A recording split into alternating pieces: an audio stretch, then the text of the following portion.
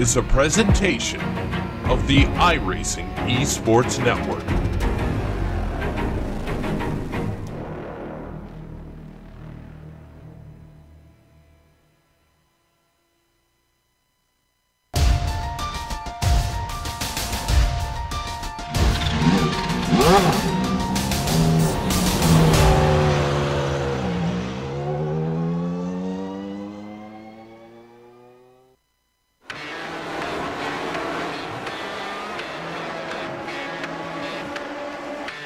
An icon reborn. A new season begins. Drivers must face off wheel to wheel with only one goal: to be crowned champion. Experience the competition and the glory days of early 80s IndyCar action. Hear the song of 500 horsepower Cosworth engines.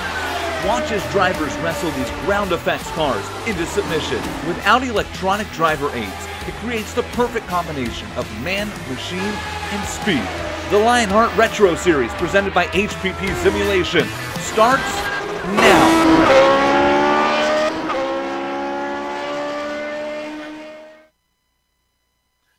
3 races left in what has been an epic Lionheart Retro Series 2018 campaign. There are plenty of storylines to follow tonight as we head into Montreal, and we're going to cover it all on the Global SimRacing Channel via the iRacing Esports Network. Welcome to Circuit Gilles Villeneuve and the Skid Mark Motorsports Grand Prix of Canada. From Canada's City of Saints, hello and welcome to GSRC's Countdown to Green, presented by the Sim Pit. As cyberspace flows into your place over the next 15 minutes, GSRC will bring you all the storylines, all the stats and facts you'll need to appreciate the Lotus 79 action that will immediately follow as we count down to green for the Skid Mark Motorsports Grand Prix of Canada. Adam Young here with you tonight, alongside me, my partner in crime for many a broadcast, Bill Suit Zahn. I'm Jed Yaman, has director duties, armed with cameras locked and loaded by Dougie Beard. We've got a lot to cover tonight as this season is rapidly coming to a close, the least of which is Alex Saunders having a disastrous gateway and Adam Blocker taking full advantage. That's opened up the championship standings, which Bill will show you here in a minute. But even though they are opened up, we've still got 3 races left, and the last one at California is a double points event. So this season, far from over. But we need to talk about the track. Bill, Circuit Gilles Villeneuve is a track steeped in history, a place known for some hard hits and close racing. Indeed it is. Circuit Gilles Villeneuve is located in Montreal, Quebec, on a man-made Isle of Notre Dame in the St. Lawrence River. The area was originally used as a long rowing and canoeing basin for the 1976 Summer Olympics. A racetrack was put on the island in '78. That year, the Canadian Grand Prix moved from Mosport to right here, where fittingly Canadian and future track namesake Gilles Villeneuve won in his Ferrari. Interestingly enough, Mario Andretti, racing in a exact same Lotus 79 type car that we're sim racing in today, came home in 10th. This place is something between a street circuit and a natural road course. The 13 turns scattered over 4.5 kilometers, that's 2.7 miles of racing surface, creates a blend of high-speed curves and tight chicanes, together with a long straightaway preceded by a very tight hairpin. Because there's not much way in the way of a runoff, you can expect that attrition is going to be steep. There isn't any elevation change to speak of, but don't take that to mean that this place is going to be boring, because there's plenty of chances to overtake. But the best way to really understand what this place is like is to jump on board and take a lap around.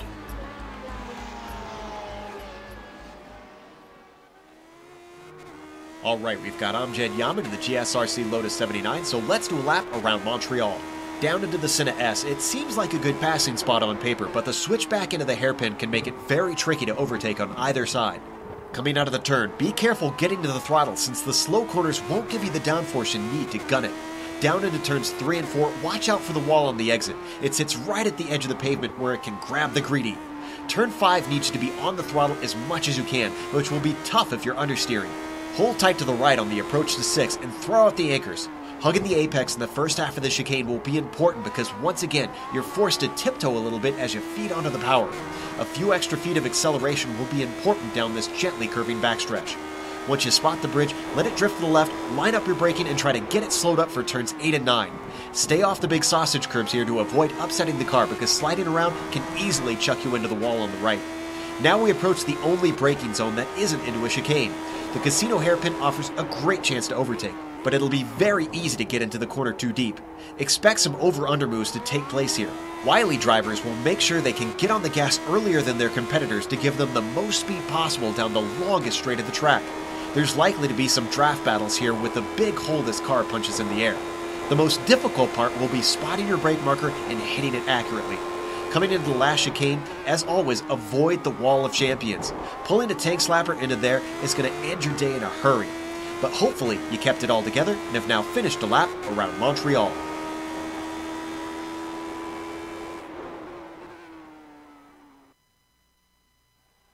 And that lap guide description, as well as the entire countdown to green, comes courtesy of our sponsor, the Sim Pit, an entertainment channel dedicated to sim racing. Its mission is to bring you news, reviews, and information from around the world about sim racing hardware and software.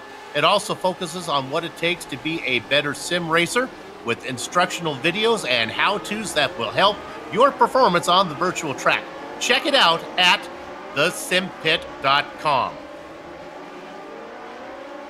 Yeah, and of course, on that lap guide, every time you have that lead up to turn 10 there on that straightaway, I just think about Robert Kubica's accident there just a couple years ago at the Formula One race. It still just boggles my mind how he was able to walk away from that. Anyway, of course, we've got to talk about those driver standings. And, well, here's Soup with those driver standings, brought to you by HPP Simulation. All right, now the graphics show Adam Blocker up by 68 points on Alex Saunders. But get this, today in my office here on the GSRC campus, I heard the pitter-patter of the stat boys, Simon and Poindexter. They came down the hall, barged into my lavishly furnished office, waving this paper, saying, Soup, the graphics that Lionheart said don't depict the 2 drop races that are allowed for in the rules. But don't worry, we got them right here. So get this, guys. If you take this into account, Saunders' 2 worst races were a no-show at Homestead in the opener and a 28th at Phoenix. That totals 19 points. Blocker's 2 worst results were at Watkins Glen in New Hampshire, but they total, get this, 60 points. So that means you got to take 60 points off of Blocker's score, only 19 off of Sanders. When you do the math, that interval, which is 68 points you see in front of you, it's only 27, and that's very manageable. Let's go ahead and look at the team championships now, and this comes sponsored by Clipping That Apex. All right, I want to talk about Skidmark and No Name. Skidmark finished 3rd at Gateway. No Name was 5th. So the sponsors of today's event closes the gap to 5th by 6 points. Raven Motorsports is hanging on in their 8th ball, making a run. They're only 75 back. And really, with the amount of points you score for a team championship, they're still in the hunt. That is 8th ball to get there. Adrenaline is in 3rd. Dragonfly having a good run in 4th. All right, Adam, what about the rookie standings? Well, I will tell you this about the rookie standings, of course, presented by Butt Kicker. As long as Alex Saunders doesn't have just a complete meltdown these last couple of races, the rookie title is going to be his regardless of what happens at the actual Drivers' Championship, as Michael Goodman now finds himself about 103 back here for this season. Brian Jazik looking at a distant 3rd. Brian right now actually fighting with Justin Weaver for 3rd, and in turn his friend James Krahula for 5th, who I actually do not see Krahula or Jazik for that matter listed on the sheet here for tonight, so they may not be around to score any points. Bart Workman's the only mover on this board. He was able to get up 1 spot over top of Tyler Graff, so we'll keep an eye on that. But also remember, of course, as we talked about already, last race of the year, double points that will affect all of the championships. Lionheart sanctions both this Retro Series and the Big Sister IndyCar Series, and both campaigns, of course, honor the memory of the original Lionheart, Dan Weldon. And with that in mind, let's take a look at the Retro Series details. And they come courtesy of the Sim Pit. This is indeed Season 2, the 16th of 18 on the schedule, so this one and 2 more to go. The car we talked about, it's the same car that Mario Andretti raced here back in '78 on the very first Canadian Grand Prix. Setups, well, they're adjusted fixed. The setup masters go through, try to find a good setup that's raceable and drivable. So we'll see how that plays out. Cash and prizes just short of 4,400 American dollars. My goodness, something to race for. I would take that kind of money right now. I'd be okay with that. Well, hey, you know, it was cold in real life in Montreal today, only about temperatures in the 30s, but at least I got more sun than I did here in Texas, where I'm actually wondering when I'm going to see that thing again. Let's go take a look at weather here at the simulated Montreal here for today. 79 degrees, clear skies. So that's actually ramping up that track temperature. It's a nice, slick, challenging 103 track temperature. This wind's out of the south at about 6 miles per hour here for today. All right, so guys are out there right now for qualifying. You've been watching a little bit of that going on behind your screen right now. Watching Sage Karam, yes, of course, of IndyCar fame. He's right now 4th on the provisional leaderboard. Only a couple of, looks like hundreds behind Justin Weaver, who is sitting 3rd. And Sage Karam, I believe, is working his 3rd lap right now. They do get 4 laps out there to be able to try to top that leaderboard. And looking at Adam Blocker just came across the line to start his 3rd lap. Puts down a 28.565. Actually, that last time he didn't score a time, so excuse me there. If we're looking at Mark Cohn now, Mark just starting his lap. We'll see what lap he's on. It looks like he's beginning his final lap here. He's already at a 29.255, so he's 5th on the leaderboard. Michael Goodman's running 6th. I was just thinking, Soup, that looking at the practice sheet, I saw Michael Goodman a little bit further down the line that I think I'd like to see him, but decent show in qualifying for him so far. Out there in 6th, Goodman might be a better racer than he is a qualifier. That certainly is the case for Karam, this will be his 2nd retro race. He also did a race, though, over in the sister series and the Lionheart IndyCar series. Both races were pretty much the same. Not great qualifying, and really didn't have a lot of pace early on until he finally got a feel for the setup. Then he started to go. Right now, sitting in 3rd. There's David Altman. Yeah, David, that Mountain Dew machine, just not quite into the 29s yet. I mean, he ran a 29.846 there in practice. We'll see what he's able to come across for here when they come across the line. Yeah, that line is all the way down there. Puts him ahead a good bit. Yeah, 29.354. That's not a bad lap at all for David Altman. That'll move him up quite a few spots, and that'll put him 6th.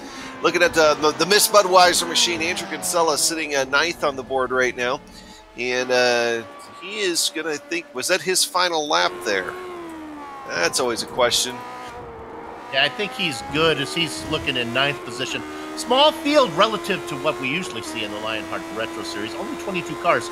That's a good number for this track, though. Should make lap traffic not quite so intense. Yeah, you know, Dustin Wardlow, he just completed his 4th lap, so he'll be coming to a stop here. But he ended up displacing Andrew Kinsella for 9th, Bart Workman in 11th.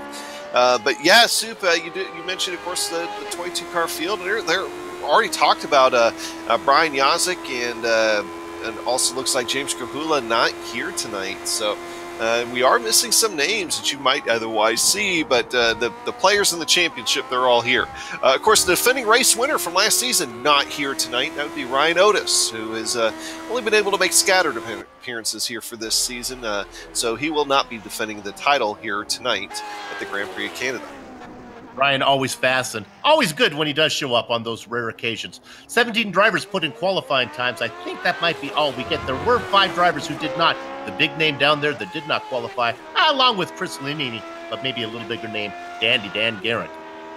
Hey, our very own Sam Ryman out there. I think he's just taking advantage of the situation, just turning more laps, because he shows us on his 5th lap on my board here. In fact, he's coming down pit road now, so he will be toward the back. That's not uncommon for Sam Ryman. I think sometimes he intentionally qualifies toward the back and just kind of feels things out and starts picking people off one by one as he goes. I'm glad we saw Sam come in there because this track has one of the more unique pit entries there. It's actually almost on the racing line, and it scares the commentators sometimes. You'll see some drivers go too wide down into the final chicane. And the car on the outside will look like it blow its braking point, but actually all it's doing is just going into pit lane. Hey, here's a car that's coming down. That's actually, oh, I thought maybe he would actually come across the line, but he takes the dive off into pit road. I figured Travis Jagerliner would go ahead and try to best his 11th place so far, but nope. He's going to go ahead and bring it down pit road and call it off. So nobody on the left on the track, only a few seconds left in the official qualifying session. I think it is safe to go ahead and talk about that HPP simulation grid.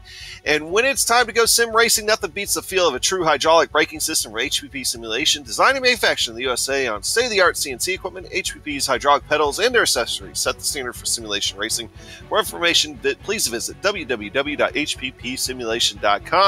And taking that HPP simulation poll, Alex Saunders. Starting alongside him here tonight is going to be Sage Karam. Oh, look at that. The real-world IndyCar driver outside of row 1. The points leader, Adam Blocker, inside of row 2. And the Moby Dick machine is Justin Weaver. He's going to be in the 4th spot. David Altman and Mark Cohn will be making up row 3. We talked about Michael Goodman. He settles in 7th. He's going to be inside of James Brandt.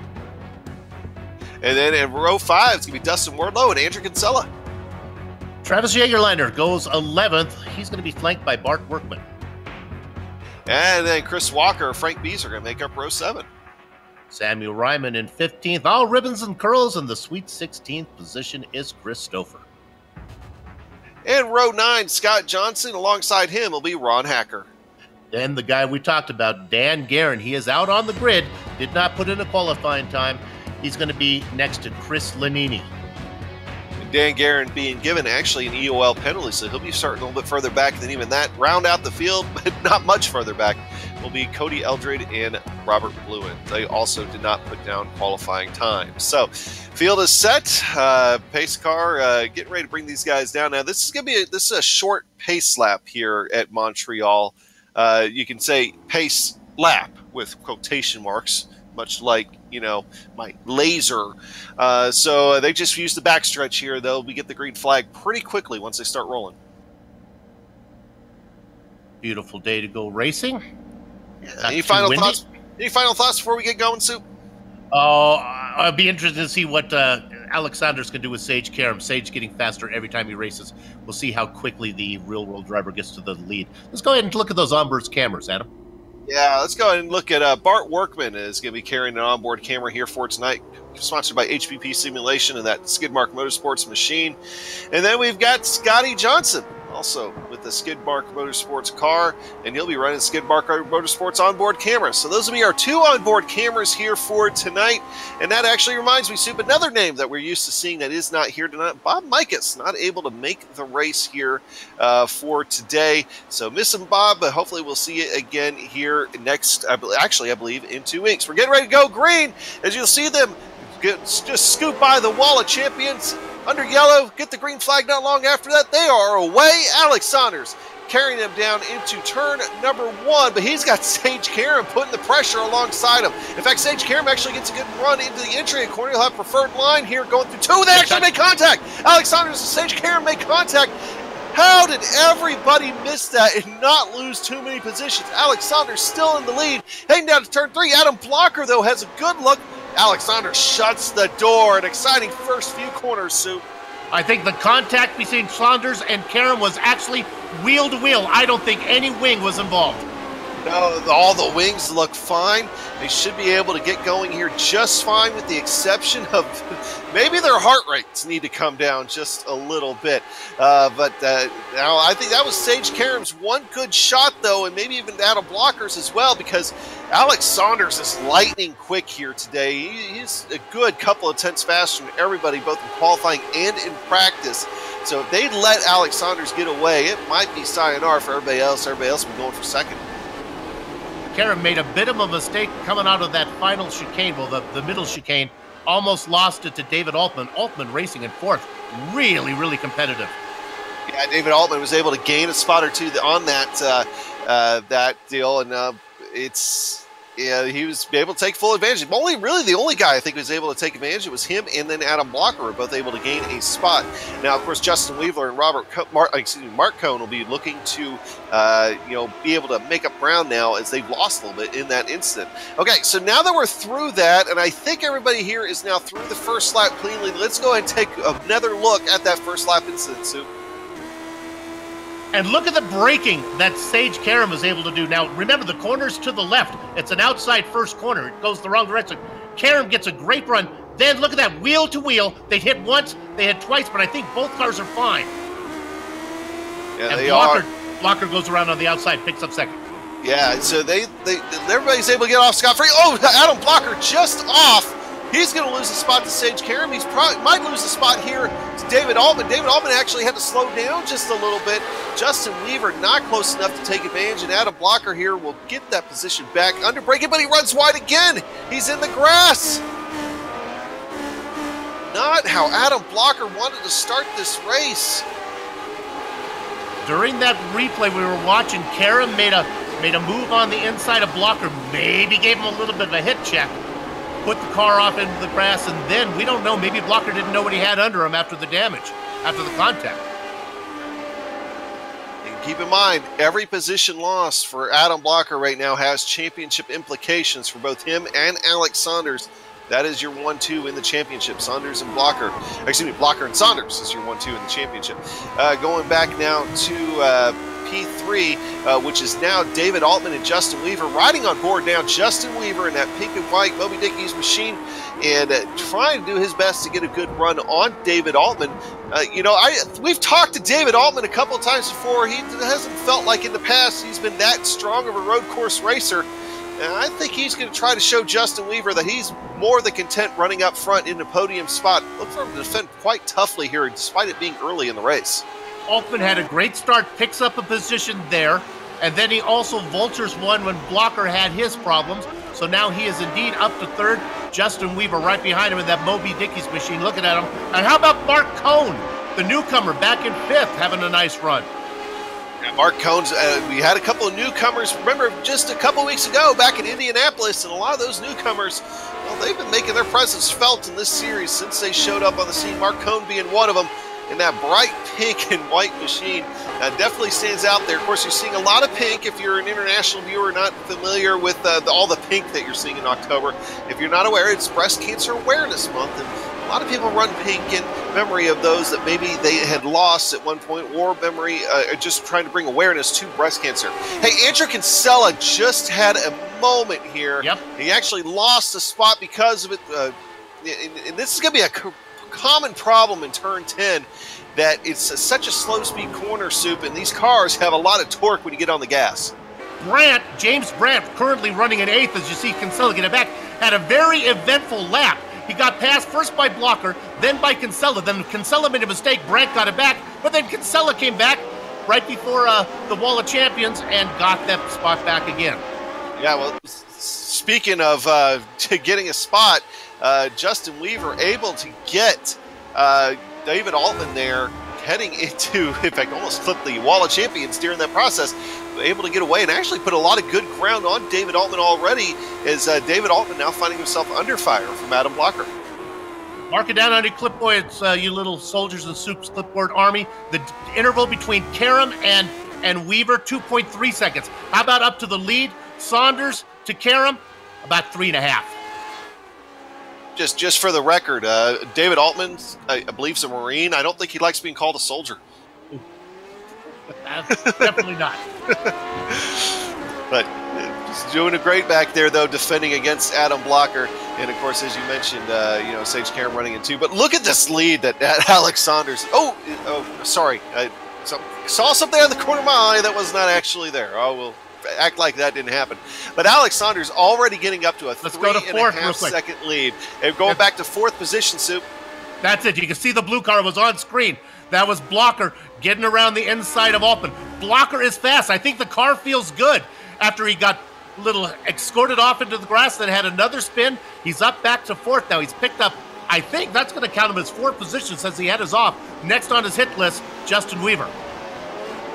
And he doesn't have too far to go to get to Justin Weaver, although Justin Weaver's starting to pull away. But once he gets around Justin Weaver, he got a lot of ground to catch up before he's able to put eyes on second stage Cameron, even more distance to catch, before he even has any kind of idea about the lead, with Alex Saunders just in the process of trying to run away with this. Soup, why don't you go ahead and tell us how many laps we're running, what are we looking at for pit window, what's going on? So what are we doing here today? Well, it's a pretty straightforward event. We're going 47 laps. Now, they say you can go 21. So you go 21, 42. We're looking at a two-stop race. How they split it up is up to them. It can be a long run and a splash and go, or they can split it up to 3 equal parts that are traditional incident points. 12, you lose some points. 17, and you get DQ'd. So fuel could play a role if somebody decides they want to chance it a little bit later on in the race. Going back a little bit deeper in the field, it's riding on board now, Scott Johnson at Skidmark Motorsports machine. He's chasing Samuel Ryman.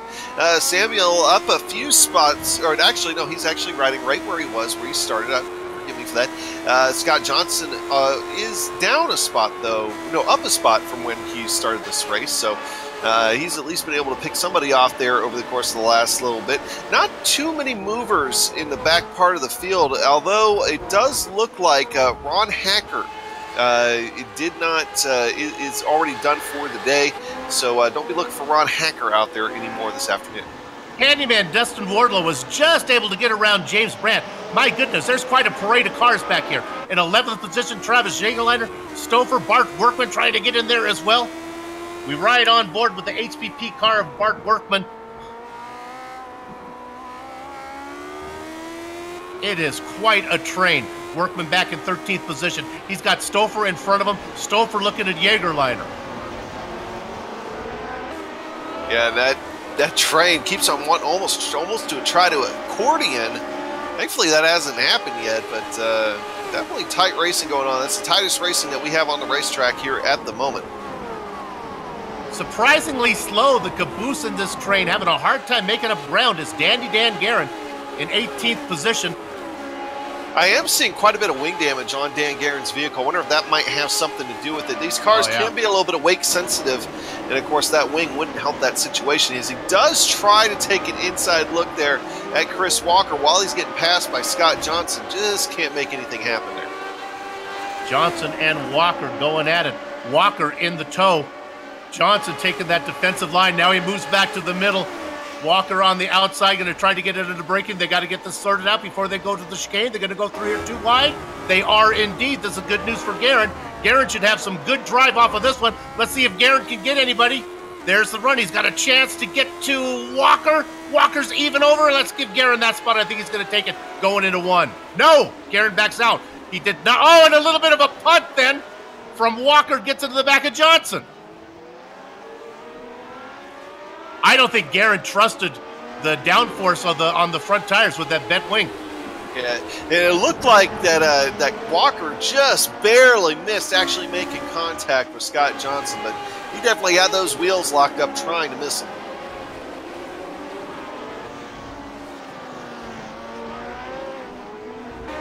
Good racing going on at the very back of the pack. Meanwhile, up in front, I'm telling you, he's cooking with hot fish grease. That's Alex Saunders. He's up by 5 seconds on Karam.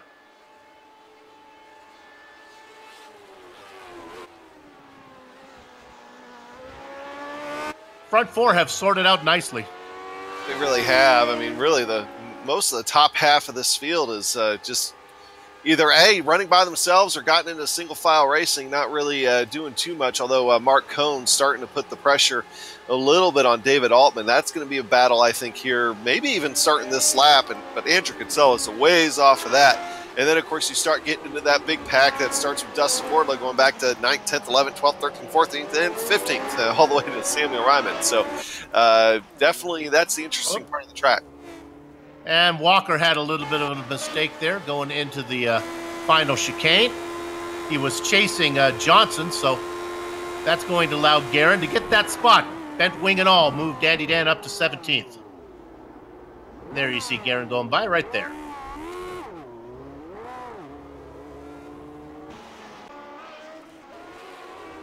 The guy who's coming, if we go to third, is Adam Blocker. He's now back. He's about a second back behind Justin Weaver. Now, Weaver's pretty quick. Weaver qualified fourth. So Blocker's got some work to do. Of course, Adam wasn't doing himself any favors early on in the first couple of laps, but he has got himself calmed down and has been able to, he's not making huge gains on Justin Weaver, but he's taking a little bit here and a little bit there, and you know, he has to try to keep Alex Saunders in sight. And that's got to be his mission here for the rest of the season. Just keep Alex Saunders in sight.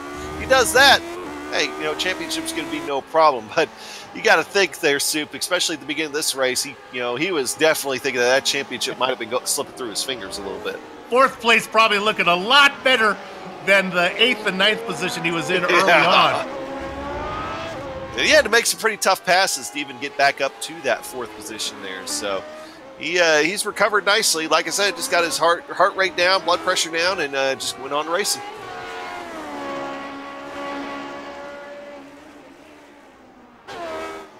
Going through looking at battles. Really, all the cars, battles maybe 3-4 car lengths apart right now. There's Altman in 5th. Yeah, even that big pack started to break apart a little bit. But the one battle that's developing here is Bart Workman and Chris Stouffer. Chris Stouffer trying to do his best to get a run on Bart Workman. Oh, Bart runs wide there. Able to get it gathered back together and stay out of the side pod of Chris Stouffer. He'll pull back in line, but in that little exchange right there, that allowed Frank Beazer and Samuel Ryman to get back into the wake of those guys. So here we are again, 4-car battle. And a mistake up front from Stouffer, and that's going to give some momentum to Workman if he wants it as they head down into the hairpin. Look at this. Let's see what kind of line Stouffer takes. Is he going to fend it off? I think Workman has said, I'm not close enough. Look at them go 1, 2, 3, 4. A little bit of a tap, another little bit of a bang.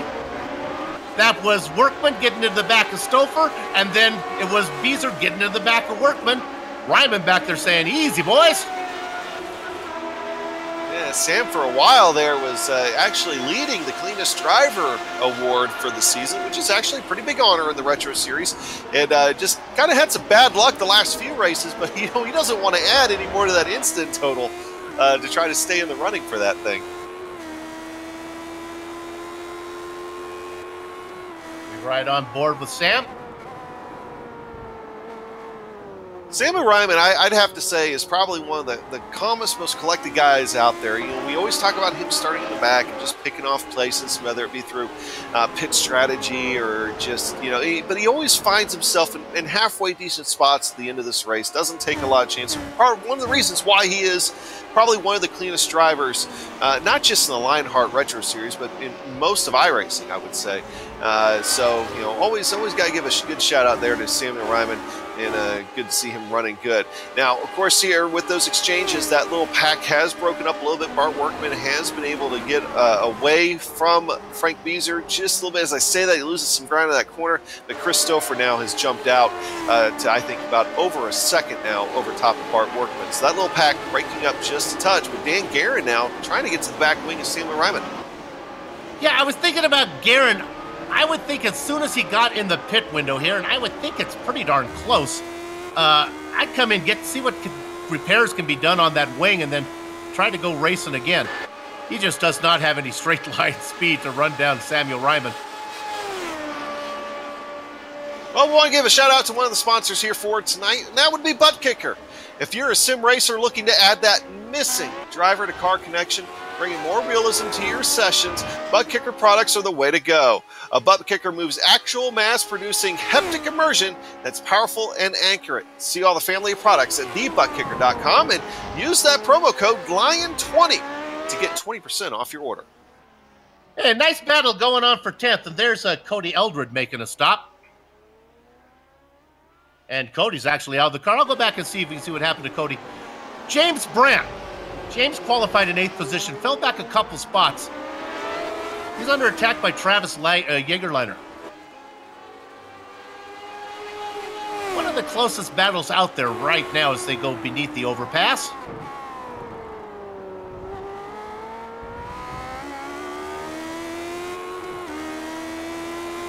While riding on board with Travis Jaegerleiner while he wheels that car around, and Didn't have a good exit of that corner. If you don't have a good exit out of 9. Oh, but Brett has a horrible entry into 10. He's going to lose that spot easily. Travis Jagerlein. Travis made that look easy because of James Brandt's mistake. And we'll see if James Brandt's able to come back on him here coming into turn 11. What's interesting, because of that horrible entry, he had a really good exit out of the hairpin. I'm talking about Brett. He got a long run because he had such a run at getting going. But now Jagerleiter, who I think is faster, should be able to pull away as he opens up almost a 9/10 of a second lead. Yeah, he has a long way to go, though, before he gets Dustin Wardlow in 9th position. So he'll have to start clicking off the laps here pretty soon. Hard to believe, Soup, we're already almost a quarter of the way through this race. Ooh, Dustin Wardlow, huge save just now. Right on. Well, just look at this with Dustin Wardlow. How he keeps this car from just slapping the wall on the opposite side of the track. That back end had to have been out about 45 degrees from the front of that car.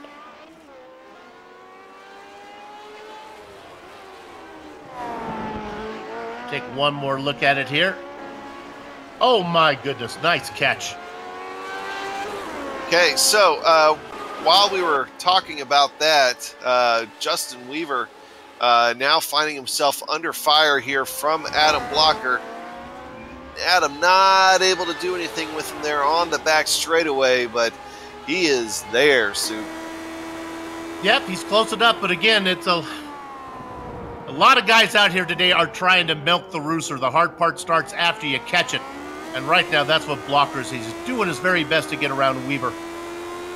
We do want to mention, while we were watching Dustin Wardlow there a minute ago, Mark Cohn was finally able to make that pass around David Altman. So move Mark Cohn now up into 5th position, David Altman back to 6th. Another one of those guys like Blocker has been working on him and working on him. But now he's got to see. Now he's got to prove to everybody that he's actually faster than David Altman and see if he can pull away. I actually think those two cars are fairly evenly matched right now. I think Dave's doing a pretty good job of sticking with him. They may be together for the rest of the race. 35 laps to go. Not bad for a guy that's told us before that he's not much of a road course racer. And probably, in my opinion, one of the tougher road courses there is because of the slow speed sections, especially in this car. It will snap around on you if you're not careful.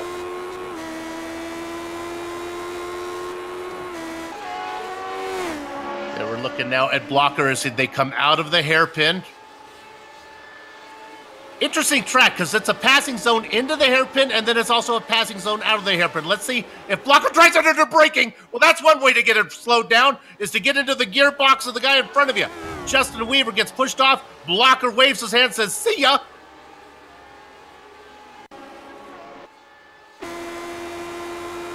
That could have been very scary very quickly.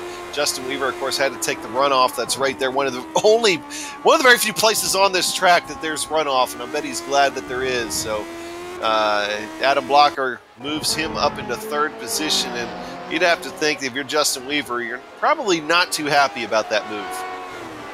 Oh, I think Adam Blocker was just trying to help him get to pit lane. That's all it was, really. Okay. If you missed the opening part of the show, of course, pit lane is instead of taking the turn into turn 11, you actually go straight, almost full throttling it still for a little bit. And the pit entry here can be pretty wild if you don't communicate to folks that, hey, I'm getting ready to pit. So that'll be something to watch out for here in around about 6 or 7 laps. When these guys start making pit stops in mass, as I imagine most people are going to try to stretch it to lap 21. Let's go to 20th position. This is Robert Bluen. He's a lap down. The reason why I want to talk about him, because coming up behind him is one of the best battles on the track. This is Cohn in the blue car and Altman in that kind of, let's call it yellow and green. I'm going to go with citrus-flavored number 88. Let's see how Robert gets out of the way here.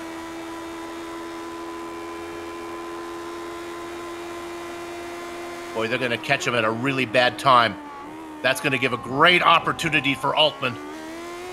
Not able to take advantage of Robert Bluen. Rear wheels break loose on him a little bit there.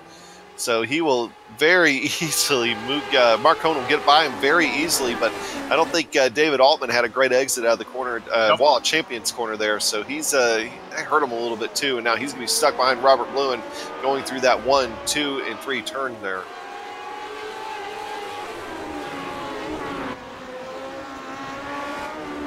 He just pulls over to let them by, I think. We'll go with that. We'll go with that one, okay? Yeah. Boy, I hate to jump you around, viewers, but how about we look at 15th?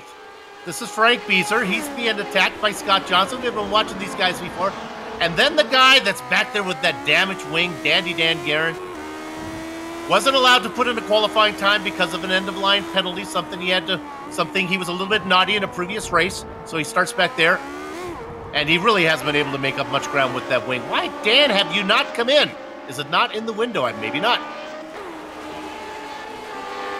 And don't look now, but Michael Goodman, he might be trying to make a move here on David Altman in the next few minutes. So we're going to have a battle for 6th position, I think, here shaping up, as Michael Goodman has been making some really good lap times here the last little bit. Yeah, something tells me Altman must have had a bit of an issue because he was right on the gearbox of Cohn after Cohn got around him. Dave was doing a real good job of sticking with him. Now he's lost touch there, and here comes Goodman.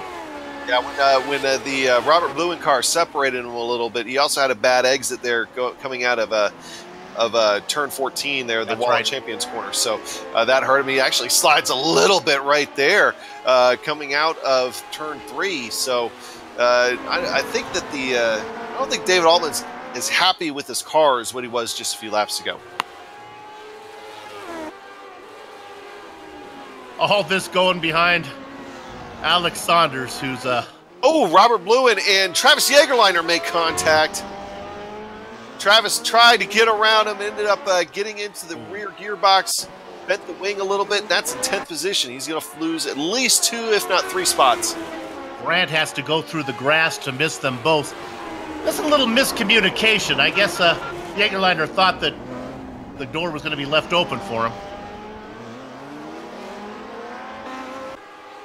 And now, Grant of course, actually had to serve a slowdown penalty because of the avoiding action, so he loses a spot to Chris Stouffer. Yeah, that's going to drop Travis Jägerleiner right in the middle of that battle as we go to all race between Brandt and Workman, and of course Samuel Ryman in there as well. So we'll see if he's able to pick his way back through that. His front wing doesn't look terribly damaged from that contact. It doesn't look perfect either. We'll have to see how it affects him. All right, here in David Altman's going to be the first taker to come down pit road. That Mountain Dew machine. Let's see what kind of pit stop he's going to take here. I mentioned he might not be as happy with his car as he was a little while ago. It looks like he's probably going to be trying to split this up a little bit more into thirds here, Soup, as far as pit stop strategy. Yeah, I'm surprised that we haven't seen other drivers come in a little bit earlier that are stuck in traffic. Interesting to see if Altman takes tires. It looks like he is not going to. I give up trying to figure out tires on here. I think the guys, they don't like the feel of the new tires. They like them once they get warm and worn in a little bit. They seem to stick better. So Altman in and out. Has to stay to the outside here of turn 2. And then Chris Lanini right behind him. And of course, hey, he's our featured driver here for today, Chris Lanini is. They're, of course, always enjoy watching Chris, and this is his 25th start in the Lionheart Retro Series. He's won a pole before. Remember that? I believe that was tail end of last year that he was able to pick up that pole. Hasn't won a race, but he does have 3 top 5s and 12 top 10s to his credit. One of those guys that usually finds a way to be there as he just never fails. Mow the grass. He's just trying to show off the lawnmower skills. He's having a nice race. Part of his repertoire. He cuts that grass so nice and clean. You always want him to come back and maybe you'll even pay him a couple extra dollars next time. It's a kiss of death to put that thing on a driver. Lanini coming off a nice 4th place finish last night in the Lionheart IndyCar Series. He was happy with that one. One where only 4 drivers finished on the lead lap. That's a fun one. If you had a chance to see it, check it out. Hey, we haven't checked in with our leaders here in a while. Let's move up to Alex Saunders, who is as we talked about, running away with it. There's a reason we haven't checked in with Alex Saunders in a while, because he's still out there putting down 28 twos. He now has an almost 8-second lead over top of Sage Karam, who we haven't talked that much about either, because Sage Karam himself has like a 7-second lead over third place Adam Blocker. So the top three separated by a lot. So very quiet race for those guys here so far.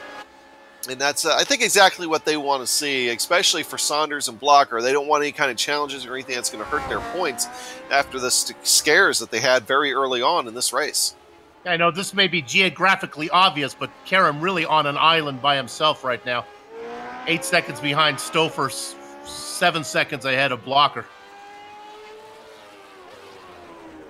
Yeah, I think at this point something will have to happen to Alex Saunders or Sage Karam in order to see them lose first or second. In fact, I think they have enough of a lead that if they come in on the same pit cycle together, the likes of Mark Cohn won't be able to pass them for position. Here comes James Brand on the inside. Gets the pass made on Chris Stouffer.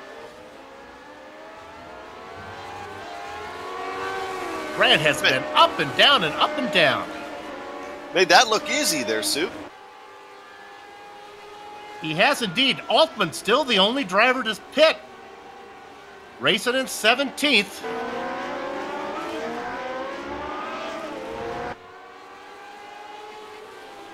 And unfortunately for him, he's faster, but if we go to that 17th position, he's stuck behind. If he would have got out just a little bit sooner, he could have got out ahead of Guerin and ahead of Johnson. Right now, he is stuck back here. This is going to cost him time because the guys he was racing, Cohn, Weaver, Goodman, those guys are all putting in hot laps. Yeah, and Scott Johnson right on that Skidmark Motorsports onboard camera, it seems like he's not able to keep that back end down as pinned as well as what he'd like to do. So he's sliding a little bit in front of David Altman. David Altman's having to give him room to make sure he doesn't run into the back. Well, with it being lap 20, let's go ahead and give thanks to one more of our sponsors here real quick before we see hearing something about Stouffer. Stouffer he lost it and put it in the wall. Oh, yeah. Just ahead of Jägerliner. All messed up. That was is on the way to the hairpin, coming out of that chicane. Yeah, and that's going to result with that nose going into that Armco barrier. That's going to be significant damage on the nose of that Adrenaline Motorsports car. Let's see him just catch that curb, get into the grass, and then slide right into the Armco. I'd have to imagine he's going to be coming down pit road here. And Samuel Ryman goes. Ryman is just little by little picking up positions from guys who are having mistakes. He's now up into 11th. David Altman now able to get around Scott Johnson, and then Chris Walker also able to take advantage of it and get around Scott Johnson himself. All right, so before we start this round of pit stops, let's go ahead and talk about Lock Precision Rocketry. For over 30 years, the name Lock Precision has been synonymous with mid and high power rocketry. Lock Precision manufactures a full line of high quality precision fit components to meet your building, repairing, and customizing needs. For more information, please visit lockprecision.com. Remember, fly hard, fly safe, fly lock.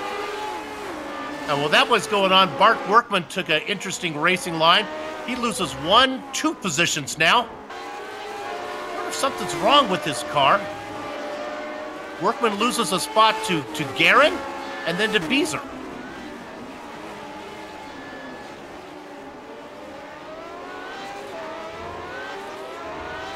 Yeah, I have to see maybe if he had an off or something like that. And there, something weird happening there as he misses that apex. If I didn't know better, I think he was like multitasking, maybe changing the kid's diaper and trying to sim race at the same time. Something's going on. I don't recommend that, by the way. Just saying. For a number of reasons, I don't recommend you doing that. I can honestly say that would be the one thing I don't think anybody's ever actually tried on iRacing. At least, I hope not. But look at this. Here comes Altman now. As we ride on board. The car you see way up ahead is Beezer. That's the next one up. Again, Workman wobbles. And here comes Michael Goodman on Mark Cohn. Able to do anything here with it. This is a pass for 5th, maybe.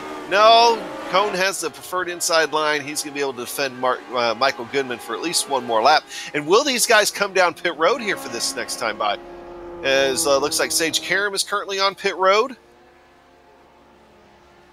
We'll see if Mark Cohn will make that entry by just going straight. That's all he got to do. He doesn't, but Michael Goodman does. Michael Goodman might be figuring if he could just come out in the right place, maybe he can pass him on pit road. In that car behind him, that would be Dustin Wardlow. All right, now, Karam didn't get the memo. He actually took tires. You know, he had enough of a lead on Adam Blocker. I don't think it's going to hurt him any.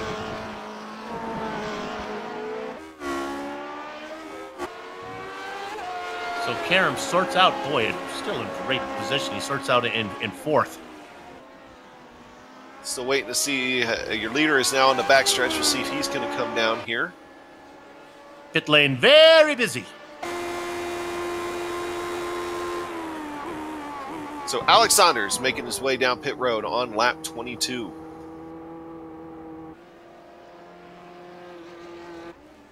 Slow pit road, 40 miles an hour. Definitely a lot slower compared to the 160 or whatever that they're doing on that back straightaway there. Blocker coming in as well. Justin Weaver. So pretty much if you didn't pit on lap 21, you're pitting on lap 22. Had Alex Saunders just now hitting his pit box.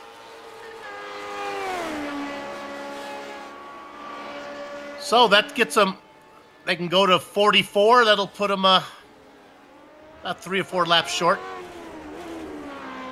Mark Cohn coming in as well. Soup, do you think it would be possible for them to save 2 laps of fuel? Yeah. I can't imagine.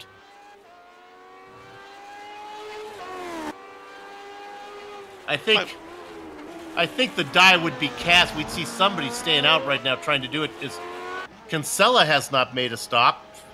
Kinsella's usually pretty good at saving fuel. I just was looking at Michael Goodman's car here. Something had to have happened to him in the last little bit because his rear wing is messed up. David Altman sounds like he might be making another pit stop here. Oh, Michael Goodman's pit exit.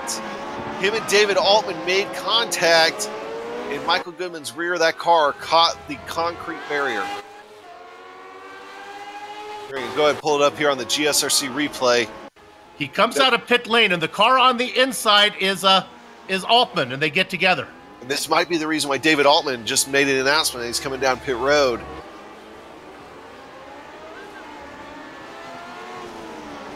So there's Altman in the citrus flavored machine. Oh my goodness, he almost went over. And then that's Wardlow that comes in right behind him. Goodman's car cannot be feeling well. No, it is not. Frank Beazer drove by him after that like he was standing still, and that was after Michael Goodman had a chance to get up to just lock wheels. And, well, y'all know what happens when that happens with open wheelers. But now Dustin Wardlow is all over Michael Goodman. Here's where I think the difference will really be known as they enter the highest speed section of the racetrack. Dustin Wardlow definitely able to get up to speed a lot faster than what Michael Goodman can. He should have a good run on him. Yeah, Michael Goodman's car is down about a good 5 miles per hour from what it was. And that right there was the what would sometimes make somebody nervous. Scott Johnson flying down pit road right behind those guys as he's making his pit stop now. Mark Cohn also on pit road. Yeah. Now, Andrew Kinsella is working lap 24. And you can see up there in the box right under the red G and the red S and the white R and the right C, 24 laps left. I think Kinsella can one-stop this. He's currently in 5th. That would be a tall ask, but I mean, it's certainly possible.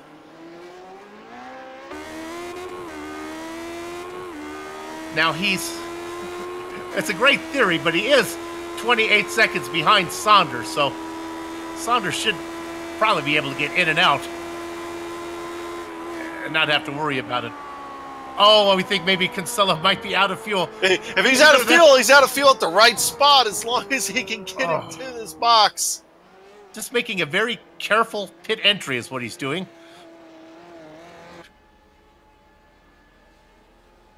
Oh, I'm worried. He had a little jab of the throttle right after the pit speed markers. It brought him up to about 43, 44 miles per hour on accident. So hopefully he doesn't get hit with a speeding violation. He's really between a rock and a hard spot. He has to carry enough momentum to glide to his pit box, but without breaking the pit speed limit. Yeah. So his pit stop time looked normal. If he had a speeding violation on entry, it would have hit him there, and it didn't. So away Andrew Kinsella goes. Let's see if the Miss Budweiser is able to get any spots with that strategy.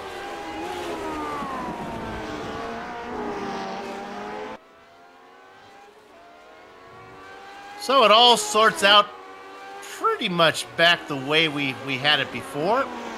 Intervals all about the same.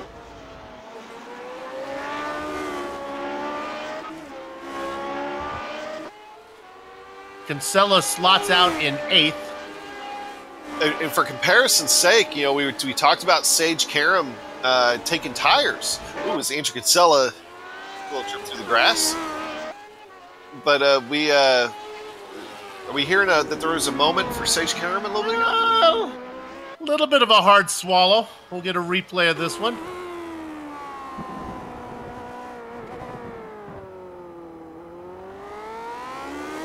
And again, remember, he took tires. Yep, that was a good catch. So, yeah, I was going to say, with Sage Karam taking tires, we were wondering about how much time he would have lost to Alex Saunders. Well, it was actually only about 3 seconds. So, taking tires... Yeah, I'm not sure. Wasn't horrible. Oh, Andrew Kinsella just hit the wall of champions. Well, that's going to hurt with his fuel. Wasn't a hard hit, but might have been enough. This is the wall of champions is kind of a misnomer. It's because all the champions have hit it at one point or another. Well, you don't need to be a champion to hit that wall. Right? Attest to that. Well, hey, all right. Now that we've completed that first round of pit stops, we're expecting 2 rounds here for today for most everybody. Let's go ahead and take a break here on GSRC and the iRacing Esports Network. We'll be right back.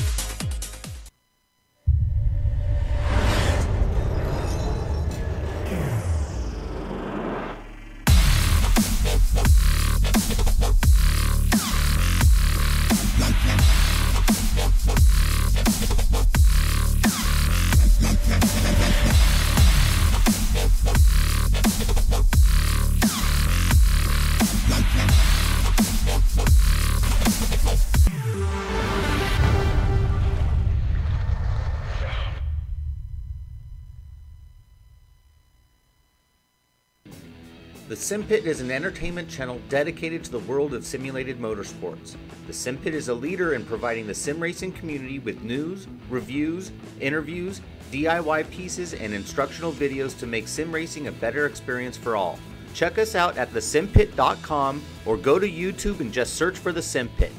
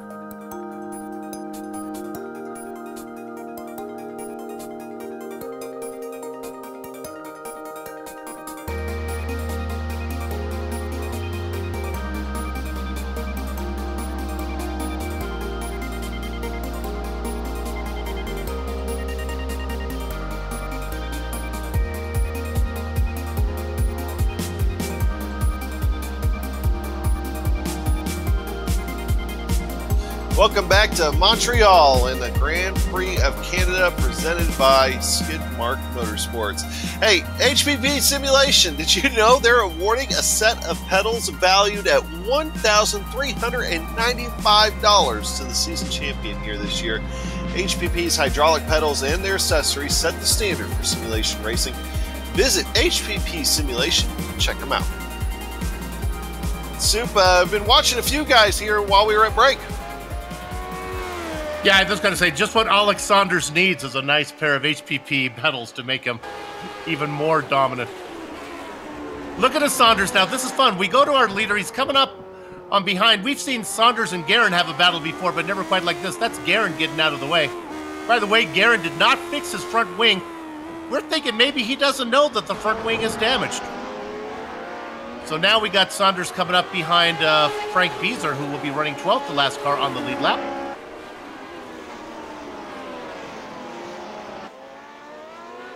Yeah, most of the field, except for just a handful of guys, is fairly well spread out. I think the closest battle we have right now in the top 10, that's going to be Andrew Kinsella and James Brandt.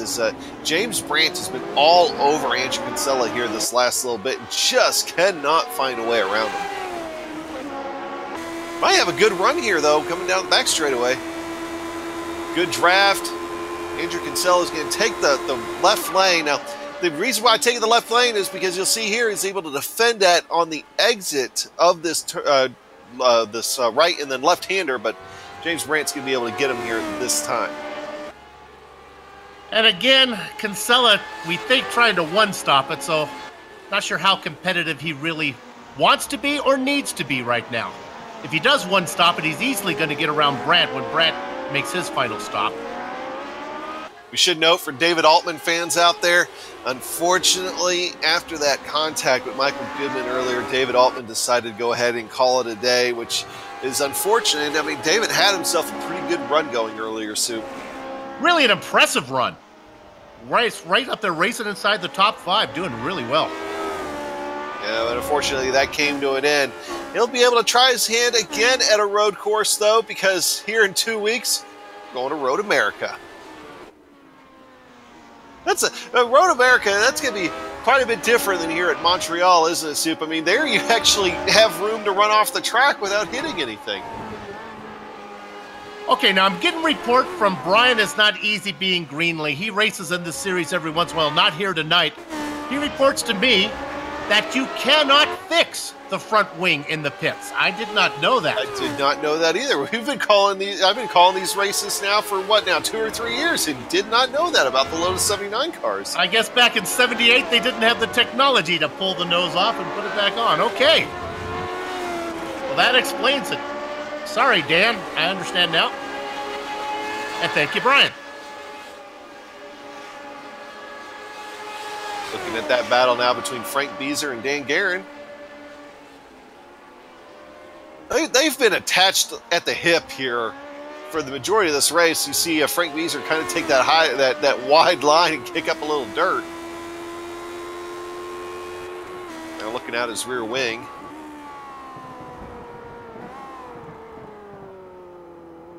Woo, doggy.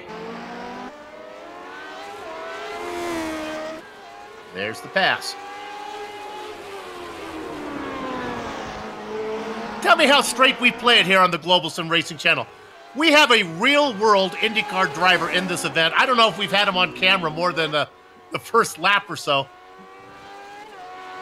Sage Karam about 11 seconds behind Saunders, about 4.2 up on Blocker. You know, interesting fact about Karam, he is one of 4 siblings. He has 3 sisters named Parsley, Rosemary, and Thyme.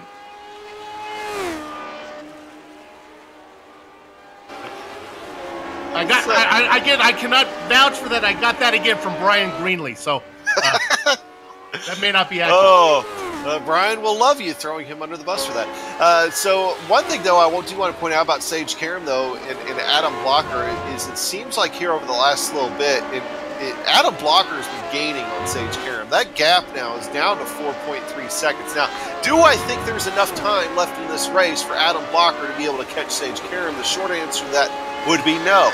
But do want to pay attention to that gap because I've been wrong about that before, Sue. Yeah, I agree. You look there at Blocker in his Dodger Blue Machine. Speaking of that, the Dodgers are playing tonight, trying to get in the World Series. No spoilers, please.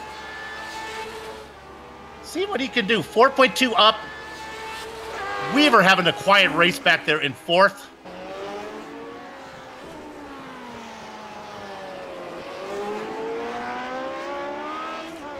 You know, Blocker, things would have been so much worse for him. He's going to lose points to Saunders. Saunders going to get the win. But after that opening lap that had him well down in the order. With only 2 races left after this one, I think if he finishes third and Saunders wins everyone, I still don't think he has anything to worry about. No, not even in a double points event at California that's true. would he have to worry. I don't think he'd have to worry about that at that point. I mean, wins in the third. I mean, that's going to keep you know, that gap wouldn't be sustainable then. Yeah, and in researching the points, I noticed that Blocker had a horrible Indy while Saunders had a great points day at Indy. So double points, I like that. I like that a lot. It definitely adds an extra dynamic to the end of the season, and with the tight points battle that we had, I mean, it could still, you know, things can still happen. I mean, if you think about it, it was only like a race or two ago that we were talking about the likes of Dustin Wardlow and Michael Goodman still being in the mix for the outside chance of the championship. If something would have happened to Saunders and Blocker, but things have happened though, and they could still have been in the shot if things didn't happen to them too. You got to remember, it was only a couple weeks ago that Alex Saunders in Iowa, you know, had, you know, what happened there, and it's been a crazy last few races for these guys.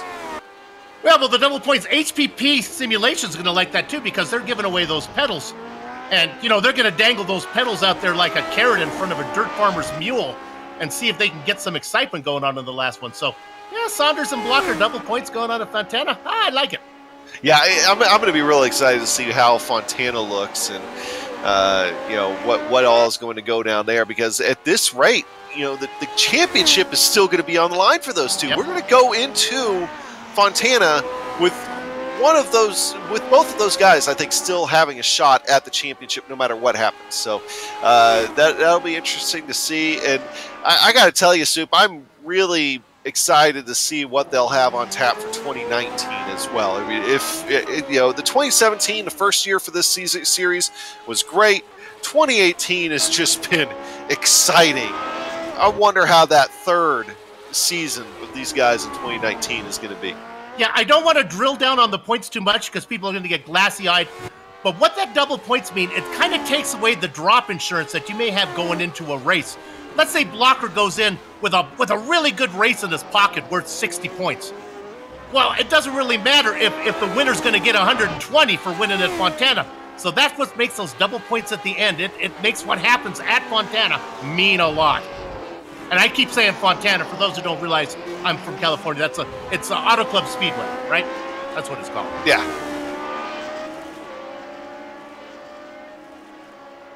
Looking for close battles on the racetrack. Just about everybody has now separated themselves from the competition and just trying to get to the next round of pit stops.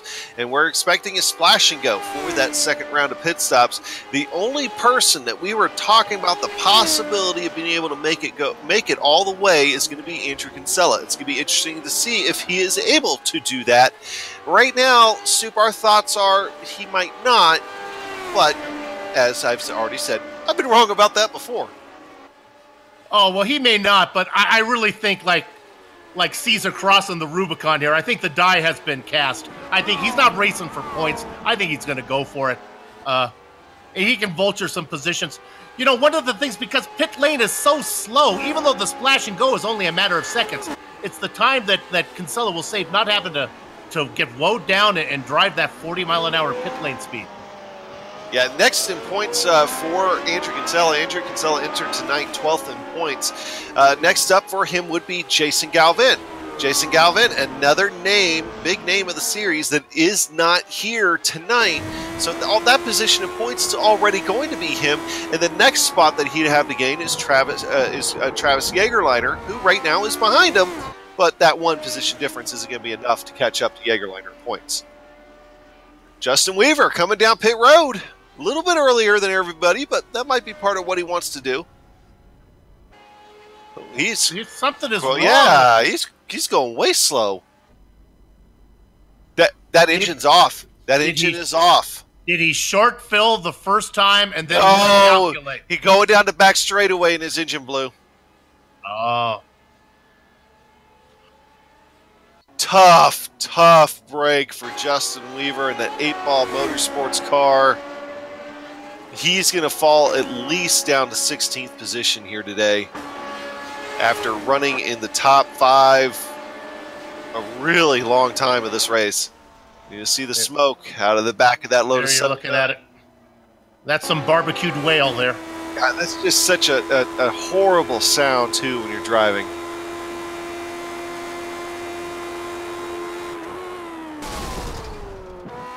There it is. And it's like, you know, it's like your heart sinks. Soup. I mean, your heart sinks. But for drivers like Travis Jägerleiner, Samuel Ryman, they continue to vulture positions. Ryman now up into 10th. Jägerleiner in 9th as they continue to fall away.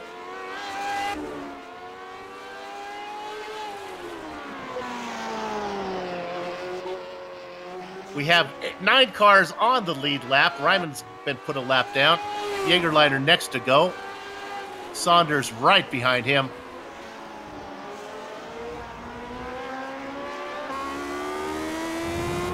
Let's go ahead and ride on board there with Alex Saunders for a minute. That car in front of him, that would be that Travis Jägerleiner machine.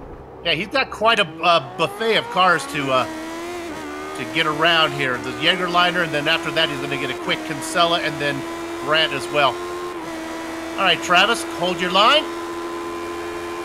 Leader goes around the top side. Easy speasy lemon squeezy.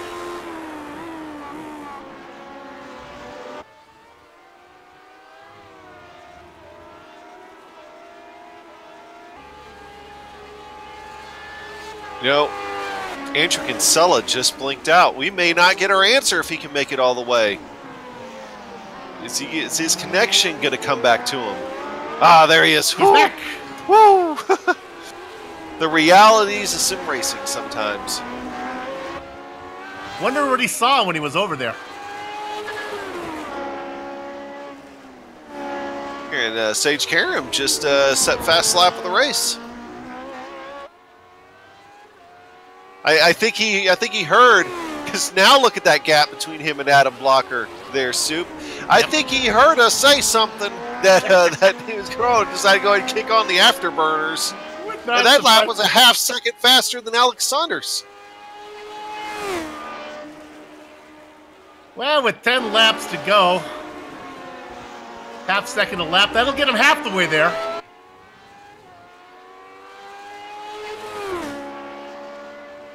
All right, should be just about time we see guys coming in for their stop, their final stop.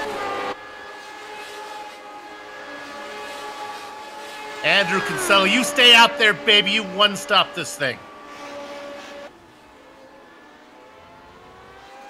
Guys that are within striking distance that Kinsella could get around. James Brandt's only about 2 seconds ahead of him. Goodman's 11 seconds up, so Kinsella would leapfrog him as well, as he probably would get Dustin Wardlow in 5th. Heck, maybe he can get up to Mark Cohn in 4th.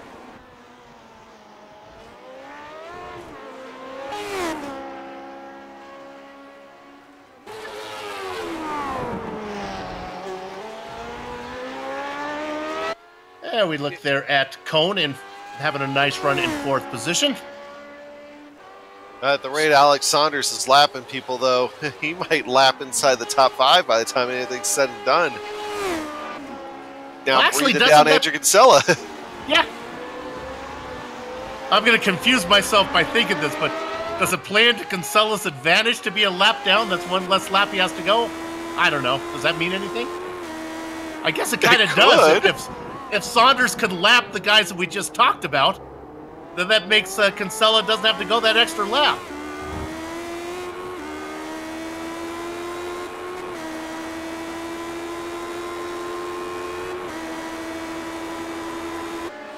Oh, that is true, because Alex Saunders, he still has to go ahead and make another pit stop here, Soup. So we know for sure. So yeah, I don't think it'll matter much to the end. No, but so do all the other guys as well. If he gets in front of Brandt. Well, we were talking about it helping him out making it. Okay, I guess. All right. Yeah, right. Yeah. Okay. Well, and our real-world IndyCar driver chips another half second off the lead.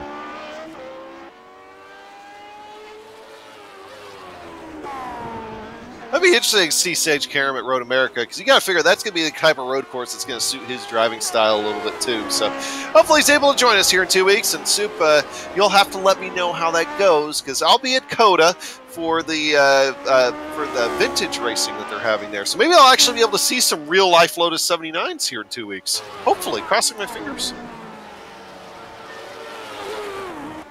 I'm going to follow up on that lap down a little bit farther. Maybe Brian Greenlee can help me out on this one. What happens if Kinsella is the last car on the lead lap and he runs out of fuel and doesn't complete his lead lap? Does he get credit for being last car on the lead lap, or do all the cars one lap down? So he doesn't need to finish that lap.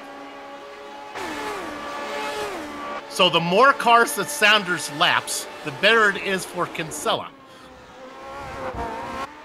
Go, baby, go! That's it. I'm with you, Andy. Stay out there, baby.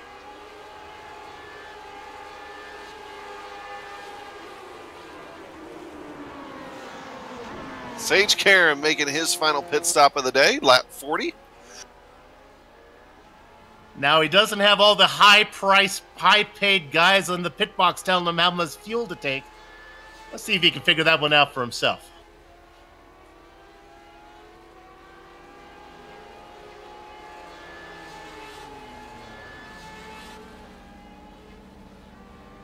And side note, he does not take tires this time. Yeah, that's. We'd have an issue with that one. Just to follow up on that tire thing, I don't know if I actually spoke it or it just lived in my brain. You can take tires on those long stops, and it doesn't cost you any time. The reasons guys don't take tires is not because of the time it takes to put them on and off, but they just don't like them. Dustin Wardlow almost lost the spot there to Michael Goodman. Michael Goodman could not get the power down there, though, and now they make the big run down the back straightaway. We'll see if any of these guys come in here this time by. I mean, I'm actually kind of surprised Michael Goodman decided not to come by, considering he was so close to Dustin Wardlow and had trouble getting around him there just a moment ago. They got a pretty good lead over Saunders, who's coming up to lap him. I really don't think Saunders is going to be able to get to these guys before it's done. Good battle for 7th. Oh, it's Brad and Kinsella. I'm sorry. I don't think Kinsella maybe not putting on a fight here. Sorry, Andrew. Ooh, Alex Saunders is off. Uh-oh. He had to take the runoff. Going into turn 1. I don't think he lost enough time for Adam Blocker. Adam Blocker's still not anywhere in sight, but man, you got to think that's a heart attack. Yeah, Blocker may not be inside, but remember, Karam was racing him, and he had knocked off a couple half second. Saunders still needs to make his stop. Could there be blood in the water after that mistake from Alex Saunders? I'm looking at a... Let's see if I can get a relative time back to Karam. 24 seconds between Karam and Saunders needs to make the splash and go. That was a good thing Alex Saunders didn't hit anything, but at the same time, I mean, that's not... He went deep into that runoff and had to back up and everything else. I'd be very surprised if he didn't come down pit road on this one. He's going to stay out.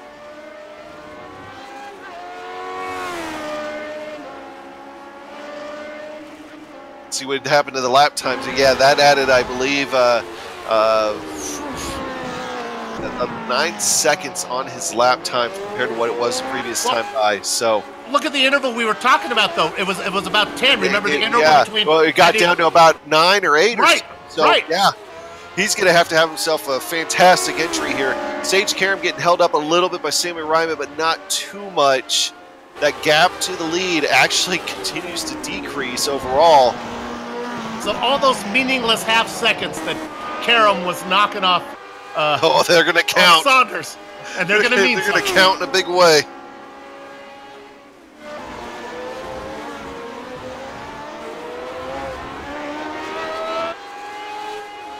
Yeah, the actual lap time at the start-finish line was 24.5 seconds this lap. So I don't think Saunders can get in and out.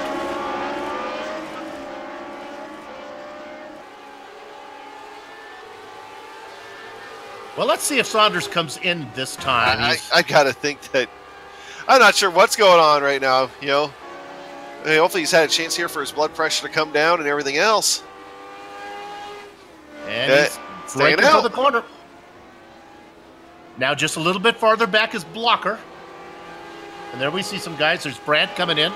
These are all the guys that Kinsella's going to go around if he can one-stop it. Blocker stays out as well.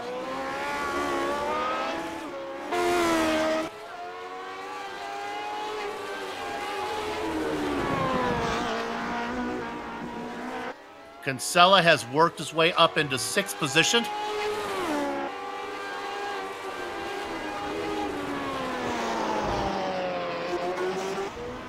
James Brandt now off pit road.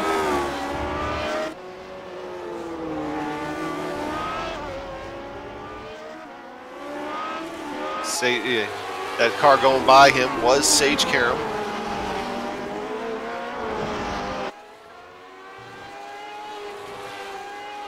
Everybody's anxiously awaiting to see when Alex Saunders is going to make his pit stop. Well, heads off into turn 10. We'll know here in a minute. He's been out there for 21. I believe he took a stop at 22 last time. So maybe he can go around one more time.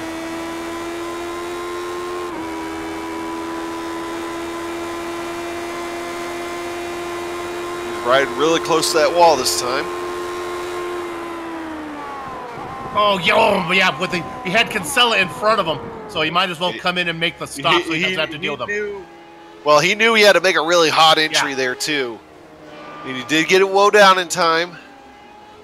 Okay, Karam is already out of the hairpin, halfway down that the straight. Adam Blocker coming in behind him. Karam into the chicane. Oh, I think he's going to get him soup. Saunders just to his box. Here comes Sage Karam. He goes around him. Alex Saunders is away. They're coming out nose to tail, soup. Race is on. They got 3 laps. Now let's see what Alex Saunders has. He's been fast. Now he's going to have to show it. We've seen some incredible finishes here in the Lionheart Retro Series this year. Could we be heading to another one at Circuit Gilles Villeneuve? We're going to find out. We got 3 laps to go. First and second nose to tail. Sage Karam in the lead. He's eyeing his first Lionheart win. I'll tell you right now, I know Saunders is talking big picture. He's thinking big picture. Second place is better than 12th right now. But the chance to beat a real-world IndyCar driver, all he's seeing right now is the rear wing of Sage Karam's machine. Yep. Oh, Michael Goodman has to take evasive action to get out of the way. He's going to get in. He's just going to go and take the runoff there to get out of the way this time. Alex Saunders does not get a good exit out of 10.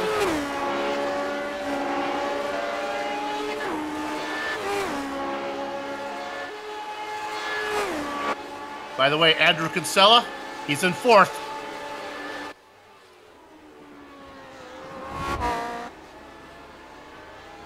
Two laps to go in Montreal.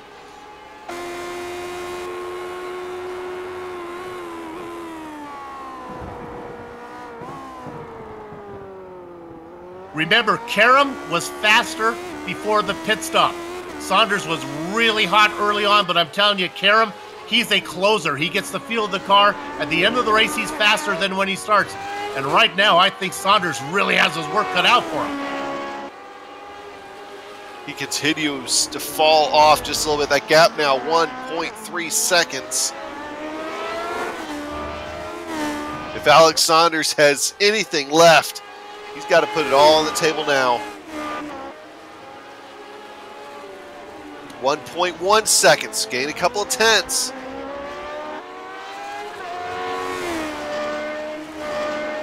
One second.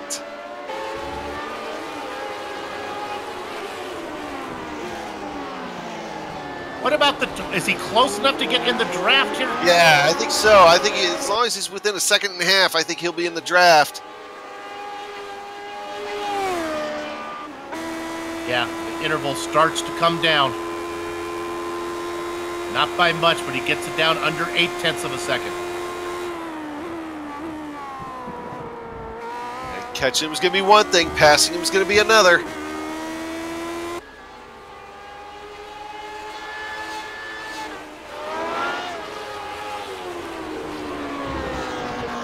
White flag. This is the white flag lap now.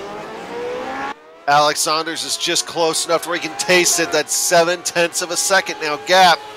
But he doesn't need just 1/10 of a second here and there. He's going to need a big gain.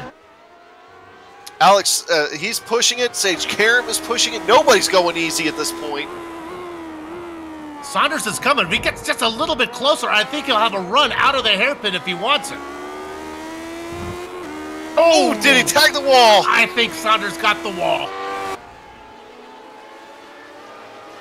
He did. I don't think it was hard enough to get any damage. It did cost him time. Looking at that gap falling off a little bit more. Yeah, that gap now back to a second. Last stand here, coming into 10, coming out of 10. He's still in that draft, but didn't have the greatest of exits. Falls off. As long as Sage Karam can get through the next two corners. Here comes, brakes hard, turns right, turns left, goes past the wall, champions. Sage Karam is going to pick up his first Lionheart Retro Series win in Montreal. Alex Saunders at good points day. He's going to come home second. Adam Blocker in third. Doesn't gain as much, or doesn't lose as much to Alex Saunders as what he could have after some first lap excitement. And how about that? Michael Goodman trying to limp the car home. Dan Garrett's coming 10. What is going on with Andrew Kinsella? Is Andrew Kinsella going to be able to finish this lap? Does he have enough fuel in the tank?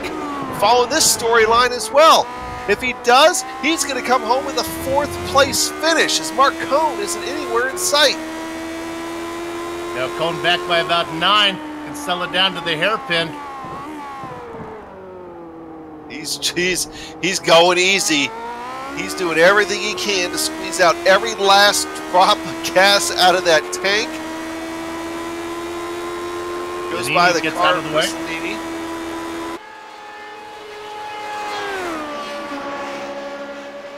I think he's going to get it, Soup. I think he's going to be able to one-stop this race and come home with a 4th place finish. Definitely one of our biggest movers here today. Up 10 spots from where he started, up 6 spots from where he started in 10th.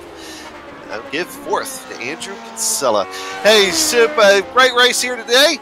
When we come back, we're going to go ahead and run down the finishing order as we close it out.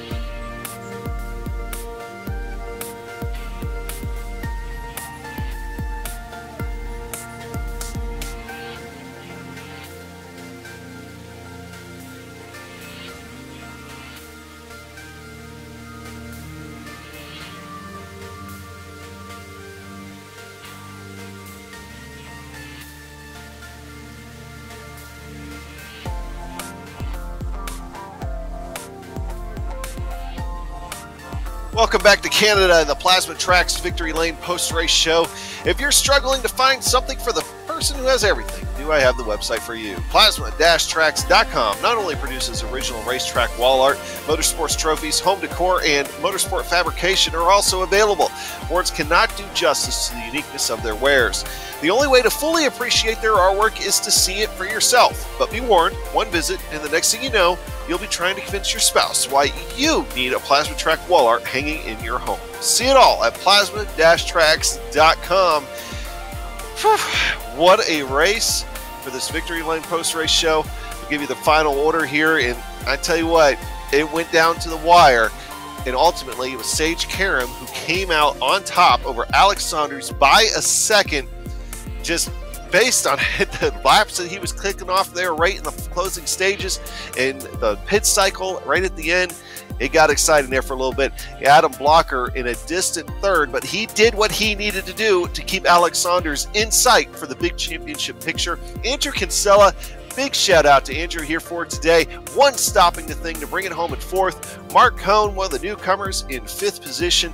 Dustin Wardlow in sixth, and that is everybody that finished on the lead lap because of the pace that Alex Saunders was setting for 90% of this race. So James Brandt will be the first car one lap down. Sammy Ryman able to bring it home in eighth position. Travis Jagerliner in ninth, and Dan Guerin in 10th.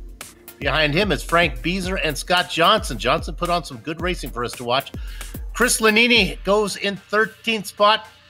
Then we get to Michael Goodman. He was racing a little farther up, but attrition played a factor, got to him, as it did for Mark Workman and Justin Weaver as well. Another guy that got bit by the wall, David Altman, was racing up in the top five until he found the narrowness of this track was too much for him. Chris Walker goes in 18th position, just ahead of Christopher. Rounding out the field, Robert Bluen and Cody Eldred in the 21st and blackjack position.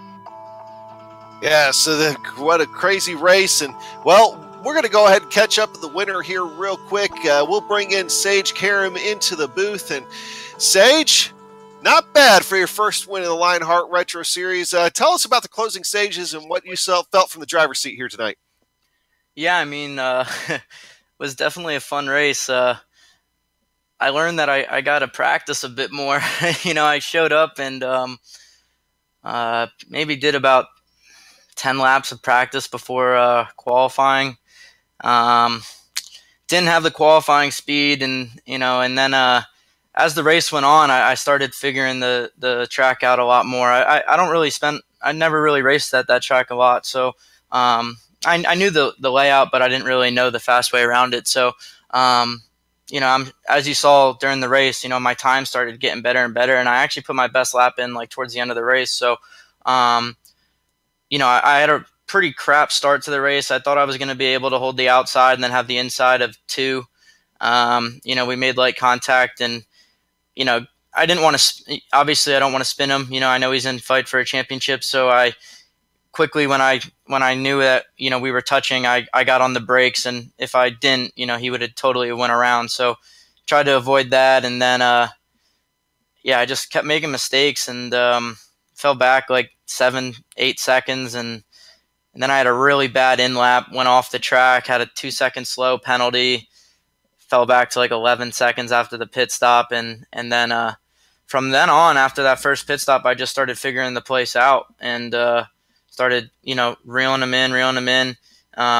Obviously, if he didn't go off the track, I wouldn't have been able to catch him. I mean, I was catching him, but I wasn't fast enough to actually catch him in the lap. So he made a slight mistake, and that's all I needed. I decided I saw there was about 3 lap cars in front of me, and I figured I'm just going to pit before I get to those guys because they could slow me up about 2 seconds or so. Did an early pit stop, try to get some clear track, and thankfully, it actually worked out. For once in racing, when something you actually try to do actually works out, it feels pretty good. Now, Sage, I'll ask you this. Road America, do you have any real-world experience there? I mean, are you looking forward to that race here in 2 weeks? Yeah, I've won some races at Road America in real life. So I won, Skip Barber, USF 2000, Star Mazda, or Pro Mazda. So I know that place pretty good. This car is just tricky. This is a weird car to drive quick. Dan Guerin was just messaging me, and he was like, I don't know how you guys are so quick in this car. And it really is just a really strange car to drive quick on a road course. So, it's a totally different driving style than the IndyCar is. But I really like it. It's a big challenge. I just got to get a little bit more consistent in this car. I haven't really done a lot of races in it. So, just early in that race, I was just making way too many mistakes. And then I kind of got in a groove there at the end. And that's when I started reeling him in a little bit. But Alex was so quick that whole day today. He was pretty much in a league of his own, and he was kicking my butt there for a while. My girlfriend actually walked in and asked how I was doing, and I literally just looked at her and said, I'm getting my ass kicked. So, he was definitely the man to beat tonight. And, I made a couple little mistakes, but, sometimes you just got to pounce when other guys make mistakes, and his one mistake happened to be bigger than, all my little ones. So, I'm happy to get my first win in the series. This is a really, really tough series. There's some really quality guys in here. I love coming in racing with these guys. It's a big challenge, and anytime you win a race or do well in this series, you go to bed feeling good that night because you know that you just beat a lot of good guys. Well, I've got to ask one more question because I wouldn't be much of a TV news guy if I didn't. Do you have any plans for 2019 that you can talk about yet? Are we going to see you back in behind IndyCar? Are we going to see you maybe in IMSA? Where are we going to see you in 2019?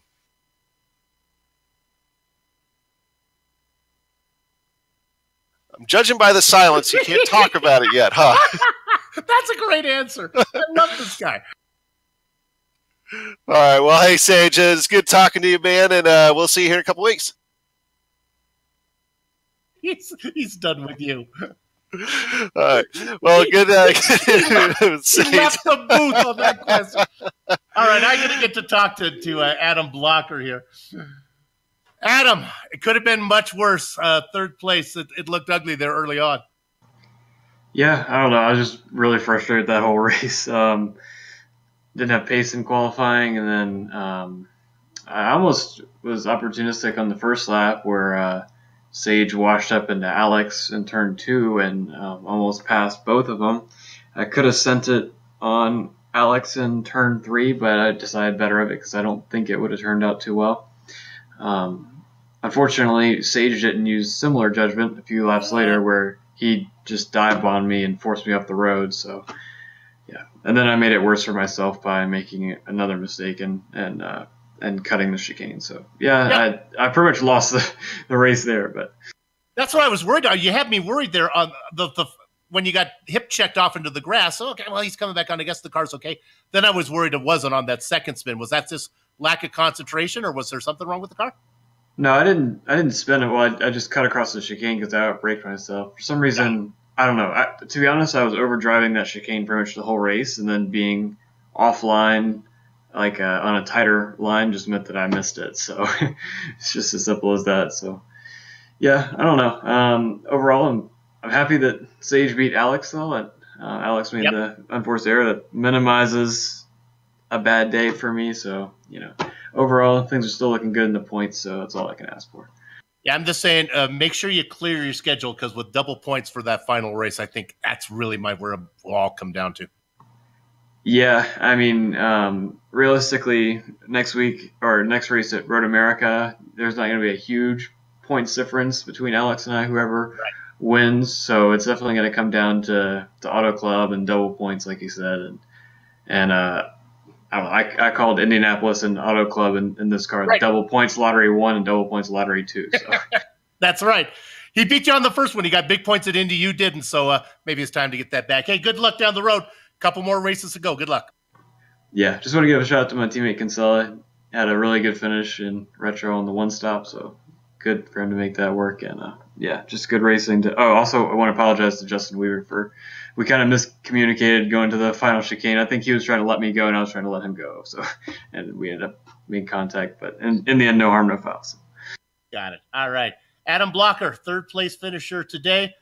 We're doing one more interview. I guess we're going to talk to the guy who one-stopped this thing. Go ahead and talk to Andrew Kinsella. Yeah, Andrew. Hey, first of all, man, great job with fuel saving and everything else that required to pull off the one stopper here for today. Got you a few spots. We were talking up here in the booth. Were you in the process of running out of gas there right at the end of the first stint? Yes, I was running out of gas basically all the way down pit lane. Okay, because I couldn't hear the car stutter or anything, so we were kind of wondering about that. Now, but when did you decide that you were going to go ahead and try to one-stop it? Was it right there at the beginning of the race, or did you decide kind of in process during the first stint? I always had it in my mind that I kind of wanted a one-stop because I knew I didn't really have the speed in this car to get a top 5. So I figured it was probably my best way to get it. I wasn't sure whether I was actually going to do it for most of the first stint, but then around lap, I think it was 15, I had this huge stutter and blink out, and I lost about 8 seconds, and it bent my front wing.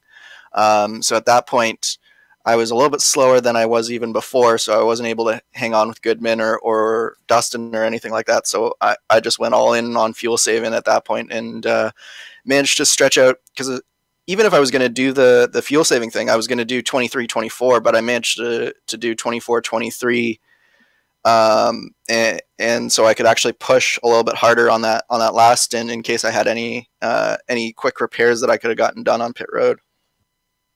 All right, so now, of course, the season quickly coming to a close. What's your goal here as the season closes out? Are you trying to get into the top 10 on the driver's board? Yeah, I'm hopeful for a top 10. I think it's achievable. I really like Road America, and then Auto Club is just it's one of those races where anything can happen basically. So yeah, I'm fairly hopeful that I can crack the top 10. Obviously, the L79 isn't my favorite car, and doesn't agree with me quite as well as the IndyCar does, but I still like it, and I still enjoy competing out there. So hoping to finish out strong on the year. All right, well, hey, Andrew, we'll see you here in 2 weeks at Road America. All right, see you later, Adam. Andrew Kinsella coming home 4th after an impressive one stop here today. And I believe Soup is going to catch up with Mark Cohn. Mark, whoops, let's bring him down here so we can talk to him. Hey, Mark, got time for a quick interview with you. Congratulations. Nice top 5 finish there. Stayed out of trouble. Had some fun racing in the meantime. Oh my gosh, I cannot believe it. I've never been much for a road course racer, so to think my first top 5 at a league like this on a road course, I'm stupefied right now. Yeah, and you had to earn it too. You were in some battles there. Then it kind of got it emptied out, and you were by yourself the last part of the track. Any issues? Any close calls?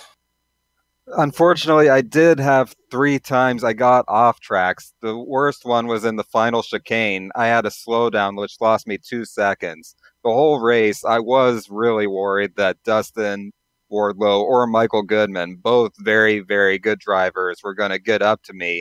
And Michael almost did on that first stint. So for me to hold them off, I still can't believe it. This is amazing. Well, congratulations on joining the series and getting your first top 5. Couple more races to go. We'll get you out of here on this one. Your schedule allow you to come back for season 7, make a full run at it? Oh my gosh, yes. I did not have any thought that I would be able to join Lionheart in the first place. And then for people like George to give me a chance, I'm going to make the most of this. This is incredible. It is something that it's not easy to get into. Congratulations. Look forward to seeing you the last 2 races, and then again for season 7. Or season 3, I guess, in the Retro Series. Thank you so much. Glad to be here. There you go. So many series going on here. It's hard to keep them track. Season 6 in the IndyCar, season 2 over here in the Retro guys. Okay, I think you said season 17 at one point, which would be absolute beginner's league. Hey, so the action is over for now, but when it's time to go sim racing again, nothing's going to beat the feel of a true hydraulic braking system from HPP Simulation. Designed and manufactured in the USA on state-of-the-art CNC equipment, HPP's hydraulic pedals and their accessories set the standard for simulation racing. For more information, please visit hppsimulation.com. Butt Kicker products add instant immersion to any game. Unlike a subwoofer that moves air and loses accuracy and force, Butt Kicker products move actual mass, producing a haptic immersion that's powerful and accurate. Butt Kicker products add that missing driver-to-car connection, bringing more realism and immersion to your session. See all the family of products at thebuttkicker.com. Use the promo code LION20 to get 20% off your order. And also brought to you tonight by the Sim Pit, an entertainment channel that's dedicated to sim racing. Its focus is to bring you news, reviews, and information from around the world about sim racing hardware and software. It also focuses on what it takes to be a better sim racer with instructional video and how-tos that will help your performance on the virtual track. Check it out at thesimpit.com. And to contact any of the sponsors that you see on your screen right now, go to lionheartracingseries.com, click on 2018 sponsors, read or scroll to the bottom where you can click on the company logo. On the screen now are just some of the companies, equipment, and software that made this broadcast possible. The iconic original music that lets your ears alert your eyes. You're watching a GSRC production comes courtesy of Eric Echolm and June Lalonde. See the screen for how to contact each of them.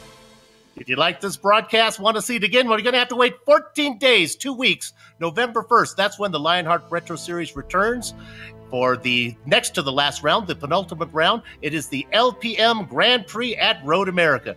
GSRC via the iRacing Esports Network will be there to bring you all the action. We hope that you join us. Sliding across your screen now are just some of the upcoming broadcasts, so check those out and mark them down on your calendar. If you'd like to find out more about GSRC, including a complete list of all future broadcasts, you can find it at theglobalsimracingchannel.com. We're also on Twitter at GSR Channel, Facebook at Global Sim Racing Channel, and Instagram at GSRC_Graham.